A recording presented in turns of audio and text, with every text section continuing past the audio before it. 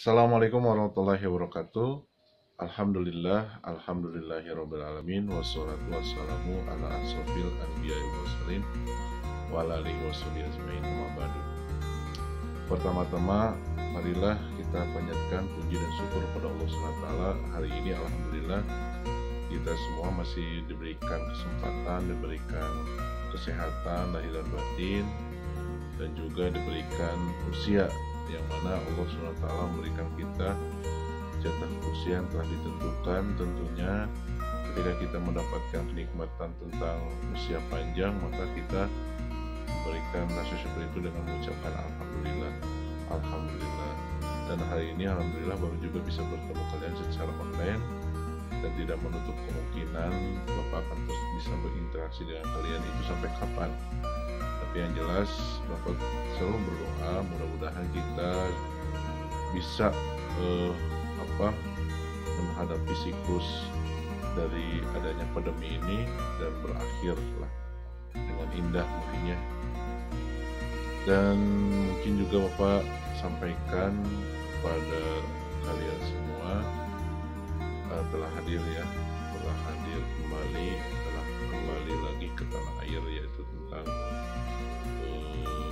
ulama besar, imam besar Indonesia itu Habib Rizik.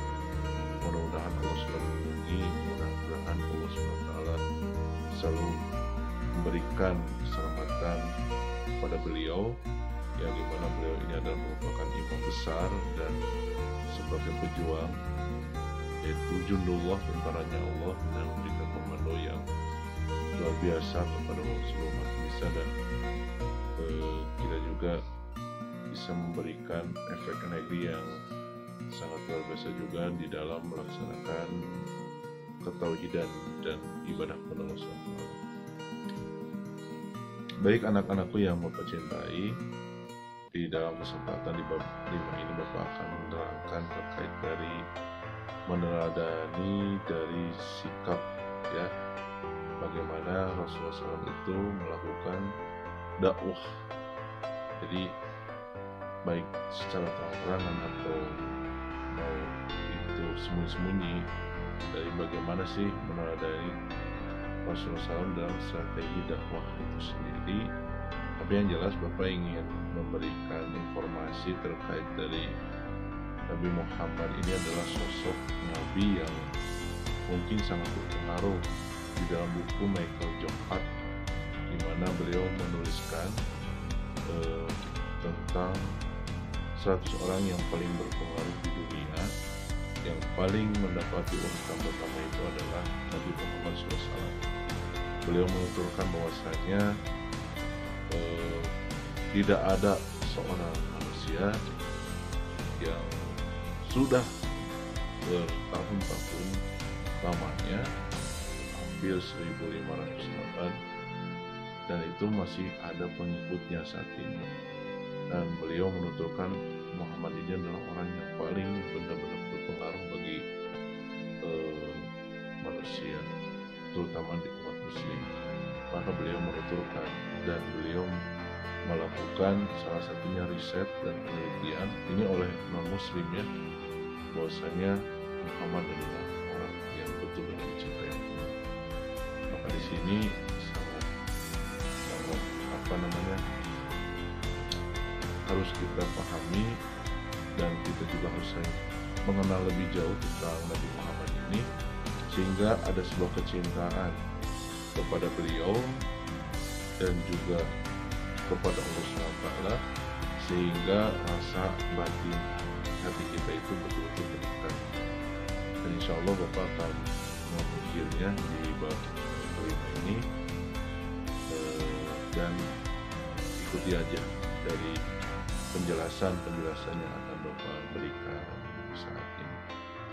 Assalamualaikum warahmatullahi wabarakatuh. Assalamualaikum warahmatullahi wabarakatuh.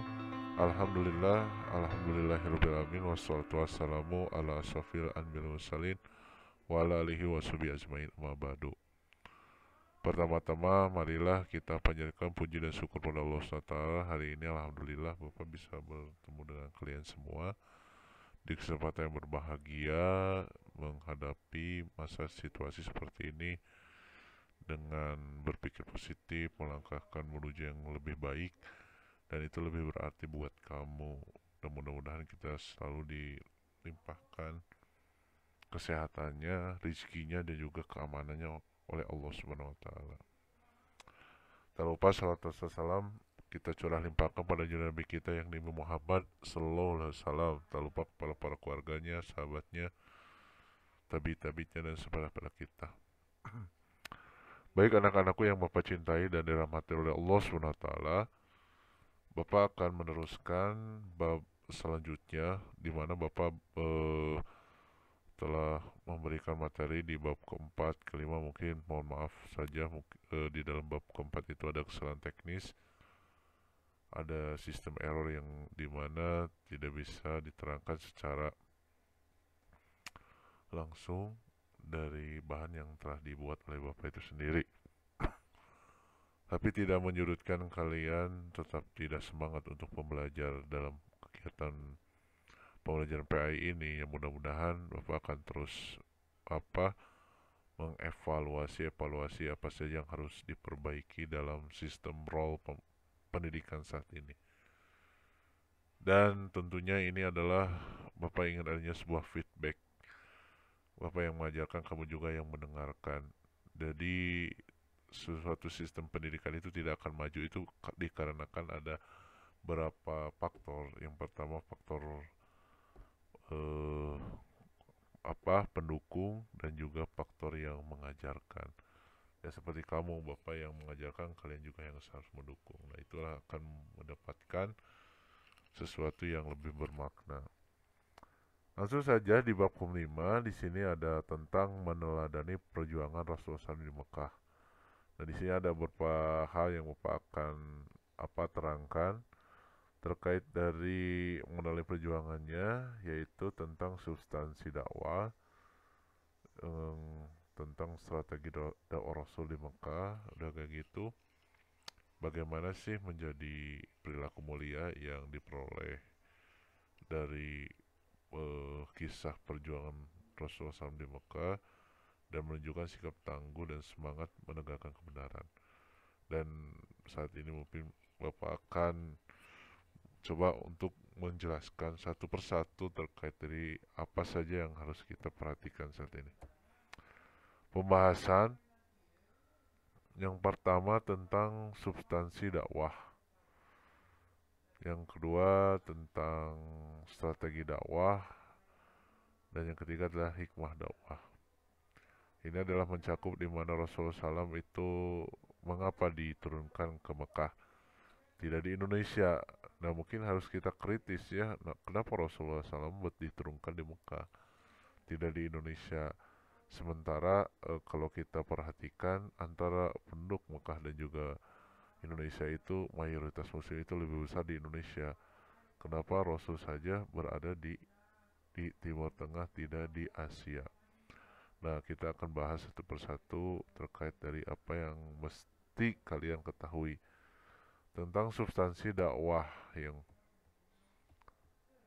Nah ini dimana kalau kita perhatikan dulu biografi kelahiran Nabi Muhammad. Jadi kenapa substansi dakwah itu berada di Mekah? Karena Allah SWT menurunkan ke Mekah itu, yang pertama terjadinya adanya sebuah jahiliyah atau kebodohan. Banyaknya penyimpangan agama-agama yang mistis, animisme ya, udah kayak gitu, tentang tukang-tukang sihir, dan juga beberapa praktek-praktek keagamaan yang tidak patutlah untuk diikuti oleh kita. Dan juga para penyembah dewa, patung dan seluruhnya itu yang seringkali dilakukan di kota Mekah. Maka dari ini Allah mencoba melahirkan sosok Nabi terakhir, itu adalah Muhammad, biografi kelahiran Nabi Muhammad SAW. Nah, jadi Nabi diutus oleh Allah untuk apa? Untuk memperbaiki akhlak, revolusi akhlak. Jadi bagaimana cara kita memberikan akhlak yang betul-betul eh, betul-betul yang diridhoi oleh Allah SWT. Karena kalau lihat zaman dahulu itu jahiliyah itu memang gak ada akhlak gitu. Perempuan satu orang dinikahi oleh 10 orang laki-laki. Udah kayak gitu banyak perbudakan-perbudakan yang dijadikan budak belian tanpa diberikan uang upahnya, hanya diperkerjakan saja. Itu banyak lagi lah uh, tentang hak manusia yang tidak sepenuhnya diperolehkan kepada mereka. uh, Udah kayak itu judi di mana-mana, mabuk di mana-mana, udah parah banget ya. Nah, maka di sini Allah melahirkan sosok Rasul untuk Risatul Anbiya, untuk memberikan kabar gembira, memberi peringatan, dan juga memberikan salah satunya arahan tujuan hidup kita. Di sini ada pada masa jahiliyah ya, Rasul itu lahir di hari Senin 12 Rabiul Awal tahun Gajah 20 April 1971 M. Dan juga Rasul Salam itu menerima wahyu itu ketika kerasulan 40 tahun. Dan yang di ajaran Rasul Salam pada ke Mekah ini, Rasul Salam mengajarkan tentang dua. Yang, yang pertama tentang akidah, yang kedua tentang akhlak. Next, kehidupan masyarakat jahiliyah di Mekah pada saat itu. Jawab, jahiliyah tuh zaman bodoh banget, dimana lemah dari segi akhlak. Nggak ada akhlak lu kan. Kalau anak-anak TikTok sekarang nggak ada akhlak, ternyata zaman jahiliyah juga itu memang lebih daripada lemah dari segi akhlak. Itu juga kaum yang kuat membunuh yang lemah, setiap kabilah saling bertikai, mabuk wujudi wanita tidak dihargai. Jadi ibarat kata cinta bertepuk sebelah tangan, ingin dicintai, namun cinta itu hanya dikalahkan, hanya bisa diabaikan tanpa dia memiliki dalam makna cinta itu sendiri. Jadi kalau menurut Bapak, wanita itu seperti barang gitu ya, barang bergilir. Kadang di A, kadang terus di B, digilir lagi ke C. Aduh, udah nggak ada akhlak banget ya. Seharusnya kalau kita mencintai seorang itu adalah mencintai karena Allah. Udah kayak gitu, bagaimana eh, kita sepenuhnya jadikanlah percintaan itu hanya ibadah kepada Allah. Jangan dilunturkan dengan pernikahan. Yang mudah-mudahan nanti kamu juga, kalau kamu sudah dewasa, coba kamu pilih pasangan kamu itu yang benar-benar yakinkan kamu, karena itu kan Allah. Yakinkan kamu bahwa nikah itu adalah ibadah. Insya Allah, Allah akan berikan keberkahan kepada diri kamu itu sendiri. Udah kayak gitu lemah dari segi akidah. Akidah apa? Penyimpangannya. Tadi teh ya, jadi lemah dari akidah ini adalah lemah dari segi keyakinan ya. Yang menyembah berhala, patung-patung dewa semuanya. Wah, luar biasa, tidak ada akhlak. Nah, ajaran Islam apa saja yang dibawa? Pertama, ajaran Islam yang pertama mengesahkan dan beribadah pada Allah SWT. Allah berfirman di dalam Quran surat Al-Jariyat ayat 56, "Wa ma khalaqtul jinna inna insana illa liya'budun," yang artinya, dan tidaklah kami menciptakan jin dan manusia melainkan hanya untuk beribadah kepadaku. Dan di sini adalah ibadah mentauhidkan ya. Jadi mentauhidkan ajaran Islam itu adalah tidak ada Tuhan selain Tuhan. Jadi di atas raja itu pasti akan ada raja, betul, dia adalah Allah SWT. Dan tidak ada Tuhan selain Tuhan. Jadi Allah itu memang ahad, tunggal. Dan kan di antara Tuhan itu ada 3 Tuhan kalau di agama lain mah. Udah kayak gitu, di banyak sekali yang di apa di agama lain itu banyak sekali pengurus-pengurusnya, ada dewa langit, dewa apa namanya, dewa matahari, dewa bulan, banyak, luar biasa. Mengingat adanya kematian. Nah, ini ajaran Islam juga mengingat adanya kematian, bahwa kita itu hanya sementara. Apa, kullu nafsin dha'iqatul maut. Jadi kita itu, bahwa setiap orang itu akan mati. Larangan untuk hidup dalam kesombongan, emang jelas kita itu nggak boleh sombong, ya. Tangan di atas lebih baik daripada tangan di bawah. Bukan berarti kita harus terus meminta-minta, tetapi kita memiliki rezeki, cobalah kita berikan pada orang lain. Jangan berlaku sombong, karena sombong itu adalah bekas besar kepala. Kalau udah besar kepala, nggak bisa cari topi. Yang keempat adalah selamat dunia dan akhirat. Allah SWT berfirman Quran surat Yunus 10:25. Ya, jadi mau selamat Anda di dunia, pasti. Mau selamat Anda di akhirat, ya dekati Allah. Karena tidak ada manusia yang abadi. Ya, substansi dakwah. Substansi dakwah itu mempelajari terkait dari, betul, yang Bapak sudah terletakkan tentang tauhid, yaitu mengesahkan Allah. Yang kedua terkait dari akhlak karimah budi pekerti yang dimiliki Rasulullah SAW. Yang ketiga tentang HAM. Ya, ini ya. Nah, akidah apa saja yang dipelajari, harus kita pelajari itu tentang pencipta alam semesta adalah Allah, beribadah hanya kepada Allah, bukan berhala, larangan menyekutukan Allah. Pahamlah tentang akidah ini adalah iman, keyakinan seseorang, ya. Jadi tidak kayak itu kadil lah. Meskipun misalkan Pak Abi kumaha ya Abi resep keris misalkan, resep batu aki, ya, tapi tidak meyakinkan bahwa itu menjadikan kesetaraan untuk menyamai kekuatan pada Allah, itu tidak sah-sah saja.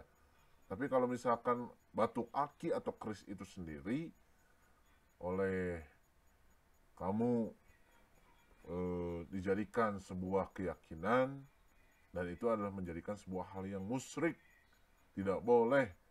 Dan orang yang musyrik ini adalah dosa yang paling besar, ditempatkan di neraka yang paling dasar. Maka segera bertobatlah kalian ketika kamu sudah menyayangi dukun, ya, dan meyakinkan kepada hal yang menyamai kekuatan selain pada Allah, maka itu adalah musyrik.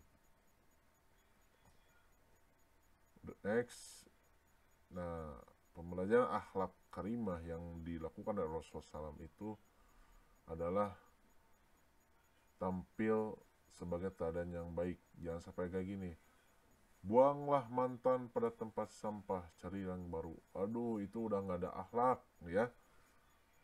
Coba berperilaku yang lebih baik, meskipun itu ada sebuah mantan bagi kita, tapi setidaknya kita menjaga mantan itu dengan tidak menjelek-jelekan dia, menghasut pada orang lain supaya dikecilkan, dan itu adalah hal yang sangat-sangat salah sekali. Jaga, ya. Yang kedua adalah sopan santun menghormati orang lain, ya. Sejauh mana akhlakmu adalah bagaimana dirimu bisa menghargai seseorang. Kalau kamu ingin dihargai oleh orang lain, maka hargai dulu orang lain kepadanya. Tuh. Dikatakan meninggalkan perilaku tercela seperti judi, zina, musyrik. Ada pernah di tahun 2017 kemarin, mau memperhatikan ada murid bapak yang suka dengan MLM, Mobile Legend. ya secara hobi tidak apa-apa. Tapi kalau misalkan udah dijadikan pertandingan, dijadikan bahan ajang judi, ya itu yang menjadikan hal yang tidak boleh dalam agama. Maka dalam hal ini tegas, Islam itu melarang banget dengan judi karena judi merusak keimanan. Ya, meskipun saat ini judi ini banyak, tapi kita sebagai seorang beriman itu udahlah, you go, let me go, ya, biarkan dia pergi dariku. Itu. Nah, tentang hak asasi dalam Islam. Hak asasi manusia dalam Islam ini pada dasarnya HAM dalam Islam berpusat pada 5 hal pokok yang terangkum dalam Al-Durirat Al-Khamsah atau disebut dengan Al-Hukuk Al-Insyariyah. Hak-haknya terdiri dari pertama penghormatan atas kebebasan beragama, betul. Maka umat Nasrani, Yahudi kalau dalam Islam mau masuk Islam atau enggak itu kan terserah, la ikrah fid-din, jangan paksakan mereka itu masuk agama kita, biarkan saja mereka hidup dengan abadi, dengan tenang di sana. Tapi kalau sudah melawan, sudah ingin bertarung dengan Islam, maka Islam pun kata Allah jangan pernah lari di medan perang ketika ada orang yang menantang seperti itu. Ya, kita lawan saja. Yaitu penghormatan terhadap jiwa, hak individu, kehormatan individu, ya. Jadi penghormatan terhadap jiwa, hak individu itu ketika zaman jahiliyah itu banyak sekali tidak seimbang, ya, mana budak, belian, udah kayak gitu, wah perilakuannya itu udah kayak gak manusia banget gitu kan. Maka dalam hal ini Islam itu memberikan persamaan derajat. Kayak gitu, penghormatan atas hartanya, gawe na wah capek, meskitu dicarekan teka pake gaji nasa etik kan karunya, ya. Lamun ayah zaman nu ayeuna kitu nya meureun teu dibedebil, meureun teu diketepel teu jauh puka. Wallahu alam min cuman dalam waktu dulu itu kan di zamannya jahiliyah seperti itu. Wallah. Parah. Juga akil, kehormatan, kebebasan berpikir. Jadi orang-orang yang bebas berpikir itu tidak hanya di kalangan orang yang bersekolah saja. Jadi orang-orang yang budak manggus mana utang sekolah. Cicing, diam lu. Ya, kan gua yang cari duit, lu diam. Udah kayak gitu kan. Karena Islam datang itu kan supaya palintar tah barudak datangi Nabi Muhammad itu supaya memberikan pencerahan. Pokoknya mah anu ya sekiranya dikatakan ekonominya rendah, kamu bukan siapa-siapa. Maksudnya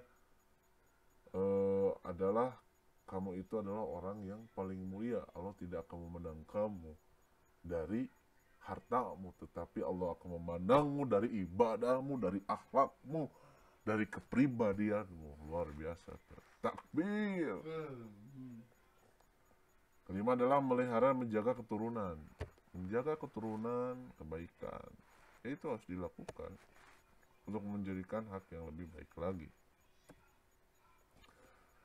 Nah, setelah substansi dakwah yang telah Bapak terangkan terkait dari apa yang tadi dijelaskan, yang kedua adalah bagaimana cara kita memahami sejarah dakwah Rasulullah SAW periode Mekah.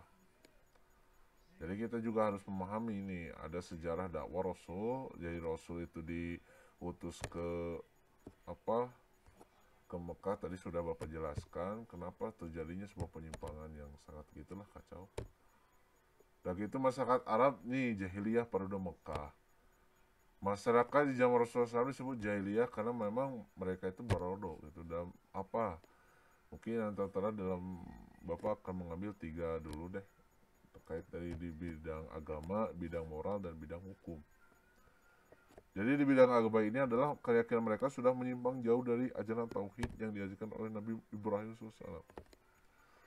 Jadi cek Ibrahim menyembahlah pada Allah masih kene karena patung, menyembahlah kepada Allah, masih kene karena percayaan animisme gitu ya, kepercayaan tadi klasik lah, seperti aku betul alin rupa lah. Jadi ini sudah menyimpang dari ibadah bidang agama ya. Adapun untuk memberikan keyakinan kepada seorang itu terkait daripada dia yang meyakinkan dirinya itu sendiri.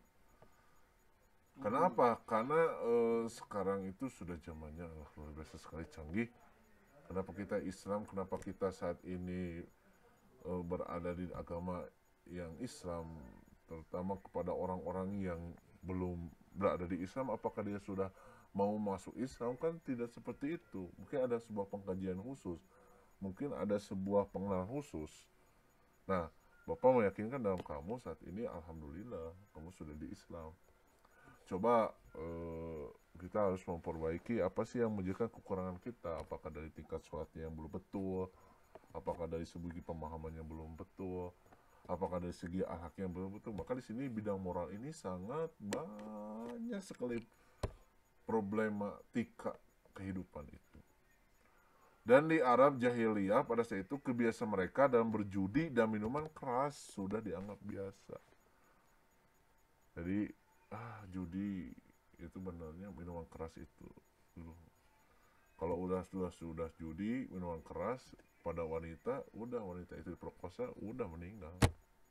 Itulah banyak sekali hal-hal yang sangat menakutkan di zaman kejahilian. Ketiga adalah di bidang hukum, kabilah yang kalah menjadi budak dari kabilah yang menenangkan pertempuran. Betul, jadi kabilah yang kalah menjadi budak dari kabilah yang menenangkan pertempuran. Jadi misalkan dina hukum teh iya mah ya eleh da kekurangan materi na teh wah dijadikan budak begitu licik. Nah, ini tentang setelah strategi sejarah dakwah di Mekah, maka jadikan salah satunya bahan perundungan kita juga bahwa Rasulullah juga diangkat sebagai Rasul. Mengapa? Karena kita harus memahami bagaimana perbedaan antara Nabi dan juga Rasul. Ya, Nabi Muhammad SAW diangkat menjadi Rasul pada usia 40 tahun, 13 tahun sebelum hijrah. Nah, jadi Nabi itu hanya menyampaikan kebenaran itu hanya kepada golongannya saja. Sementara kalau Rasul itu menyampaikan kebaikan, kebenaran, ya, itu seluruh umat. Ya Yohanes, udhulu fisimi kafah, manusia masuklah kepada Islam secara keseluruhan. Jadi dalam Islam itu tidak diajar. Jadi dalam Islam itu tidak diajarkan terkait dari ibadah saja, melainkan di dalam Al-Quran tertera bagaimana cara kita bersikap, bagaimana cara mengembangkan ekonomi, bagaimana cara kita menjadikan sumber hukumnya itu kepada Allah, bagaimana caranya kita berpolitik dengan yang lain, dengan negara lain, ya. Sebuah kesejahteraan. Indonesia ini adalah negara baldatun thayyibatun wa ghafur, adalah negara yang lemah ripah loh jinawi kalau kita kaji di sana. Tapi hanya orang-orang yang tahu seperti apalah. Wallahualam. Yang pertama diturunkan pada beliau adalah Al-Quran surat Al-Ad ayat 1-5, di mana betul gua Hiro. Nah terus next, dan ini adalah terkait dari bacaan ayat Al-Qurannya. A'udzubillahi minasyaitonir bismillahirrahmanirrahim. Iqra bismi rabbikal ladzi khalaq, khalaqal insana min 'alaq, iqra wa rabbukal akram alladzi 'allama bil qalam, 'allamal insana ma lam. Iqra, bacalah, bismi rabbikal ladzi khalaq, dengan nama Tuhanmu yang menciptakan, khalaqal insan, manusia, min 'alaq, dari segumpal darah. Iqra bukal akram, dan bacalah Rabbuka, Tuhanmu, akram yang maha mulia, aladi yang alamat telah mengerjakan bikolam dengan pena, alamal insana malam ya'lam, telah mengajarkan manusia apa yang tidak dia ketahui. Ini Quran surat Al-Alaq ayat 1-5. Nah, Allah sendiri mengajarkan kepada Muhammad itu baca, ya. Nabi baca, ya benar, baca Al-Quran, baca sirah, baca strategi, baca apa sih. Orang Indonesia juga sama baca, tapi kebanyakan itu baca situasi paling gitu ya. Ningali ke kiri ke kanan aya jelema teu. Ih eueuh jelema aya barangna alus, ih cokot sia ku urang. Kemarin temen bapak itu ada yang kehilangan laptop satu, udah kayak gitu 2 handphone, dan anehnya itu laptop dan juga handphone itu hilang, dan siapa yang bapak nggak tahu, siapa yang mengambilnya bapak juga nggak tahu. Tapi apakah orang Indonesia ada mana yang cicing di Garut. Tapi yang jelas ini pelajaran penting buat kamu, ternyata kejahatan itu bukan berarti direncanakan, tapi ada kesempatan. Waspadalah. Salah. Nah, kenapa kita harus memiliki suatu bacaan? Baca. Kalau orang umat ini, kalau seluruh ya, kalau misalkan ya saat ini kualitas pendidikan udah, bapak memikirkan tentang kualitas pendidikan meningkat atau enggak. Tapi yang jelas ya bapak ingin meningkatkan ini dengan memberikan semangat. Karena dengan adanya corona, aduh ya Allah, ya hari di pariwisata rame gitunya, tempat-tempat wisata rame, tapi di pendidikan masih kena belum bisa dibuka. Tapi yang jelas bapak berhusnudon, berprasangka baik, meskipun kamu ada di rumah tapi tetap dengan mengambil jalan positif atau mengerjakan tugas-tugas yang telah diberikan oleh gurunya. Bapak yakin suatu saat nanti Indonesia akan menjadi the golden tiger, jadi apa, singanya emas kamu di Asia Tenggara. Jadi ini bahan-bahan buat kamu adik-adik masa depan yang gemilang. Iya, insya Allah ya, asal konsepnya sama dengan bapak, kamu silahkan dekati Allah SWT ya. Udah kayak gitu konsep kaji, membaca apapun, baca tentang kehidupan, baca apa, sejarah, belajarlah, yuk belajar. Insya Allah mudah-mudahan Allah akan selalu memberikan kepada kamu hal yang lebih baik lagi, menjadi orang-orang yang hebat di masa depan yang gemilang. Takbir. Nah, ini surat-surat yang dituliskan di Mekah. Ajaran Islam periode Mekah, kesan Allah Ta'ala. Islam mengajarkan bahan penciptaan dan pemelihara dan alam semesta adalah Allah Ta'ala. Beribadah selain kepada Allah Ta'ala termasuk syirik yang hukumnya haram dan dosa yang paling besar. Betul? Next, betul. Nah, maka dalam hal ini Allah menegaskan di dalam Quran surat Al-Ikhlas, Qul huwallahu ahad, Allahu samad, lam yalid walam yulad walam yakul lahu kufuwan ahad. Shadaqallah. Qul huwallahu ahad, katakanlah bahwa Allah itu ahad, Allahu samad. Ya. Allah itu tempat bergantung. Ya, kita meminta sesuatu yang mungkin hakikatnya itu tidak terpikirkan dengan otak kita, tapi setidaknya Allah yang memberikan kita jalan untuk kehidupan. Nah, ibarat kata mantan boleh aja putus dari kita, tapi Allah jangan pernah putus dari hati aku. Kenapa? Karena ya, hidup itu hanya bagaikan sebuah kontrakan yang saat ini hanya kita berlandaskan saja. Hidup ini hanyalah panggung sandiwara yang saat ini hanya berjalan. Kita berjalan tanpa arah dan tujuan, tapi kita akan balik kepadanya. Dan maka dari ini, siapa yang akan kalian tuju? Tujuan kamu hidup di dunia itu apa? Dan ini yang menjadikan bekal untuk kamu dan sharing untuk kita saat ini. Setidaknya untuk apa? Untuk memahami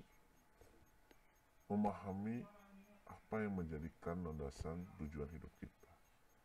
Maka kalau misalkan tujuan kita hidupnya adalah landaskan hanya mencari ridho Allah, hanya ingin beribadah pada Allah, menjadikan orang-orang baik dan menjadikan dunia ini adalah sebuah alat perjuangan, insya Allah. So everything you can success, be a man, and you can learn to life. Kita akan sukses sebagai manusia dan kamu bisa belajar di kehidupan kamu itu sendiri. Ya, jadi Bapak harapkan untuk anak-anak di SMK 12 saja, Bapak ingin memberikan semangat, nilai positif buat kamu, meskipun dalam hal ini kalian hanya bisa aja di rumah gitu kan, tapi setidaknya kalian sudah bisa melihat di dalam kaca itu bahwa aku bisa menghadapi ini semua. Katakan, aku bisa, I can do it. Aku bisa melakukan sesuatu itu. Aku bisa keluar dari zona-zona nyaman dan mencoba melakukan perubahan baru untuk melakukan kehidupan yang nyata. Takbir. Yang ketiga adalah lam yalid walam yulad walam yakul lahu kufuwan ahad. Allah itu tidak beranakan dan tidak beranakan. Kata siapa Allah itu beranak? Tidak ada yang beranak. Kalau misalkan Allah itu beranak, berarti regenerasi dunia itu pasti bakal ada dinasti-dinasti warrior. Contoh misalkan kalau Allah memberikan anak, jaga untuk bulan kamu yang atur, untuk matahari kamu yang atur, untuk bintang kamu yang atur. Wah, Allah memberikan kekuasaan-kekuasaan pada anak-anaknya. Udah kayak gitu anak-anaknya seolah menjadikan salah satunya berontak lah dengan kebijakan-kebijakan yang tidak terserah. Wah, itu bakal favorit. Untungnya Allah na hiji gitunya bisa diatur semuanya. Kamu mau loba gitu loh diatur ini kebijakan cek anakna. Ayeuna hujan, cek dewa langit hujan atunya karunya tingali ada manusia yang saat ini dia berjuang untuk menghidupi anaknya. Kenapa kamu misalkan dagang es itunya, kenapa kamu kasihkan hujan? Oh, pasti bakal mau beli. Tapi kalau misalkan oleh Allah, itu akan logikanya itu bakal terbalik banget. Meskipun hujan, di tengah-tengah hujan ataupun badai California, ketika kita dagang meskipun kita tidak memiliki apa-apa, so kamu akan mendapatkan yang bermakna dalam hidup. Next, strategi dakwah Rasulullah SAW periode Mekah. What is this? Ya, beliau itu hanya ada 2 strategi saja. Yang pertama disampaikan secara sembunyi-sembunyi. Yang kedua disampaikan secara terang-terangan. Bapak jadi ingat itu disampaikan secara sembunyi itu, apakah kalianmu juga sama?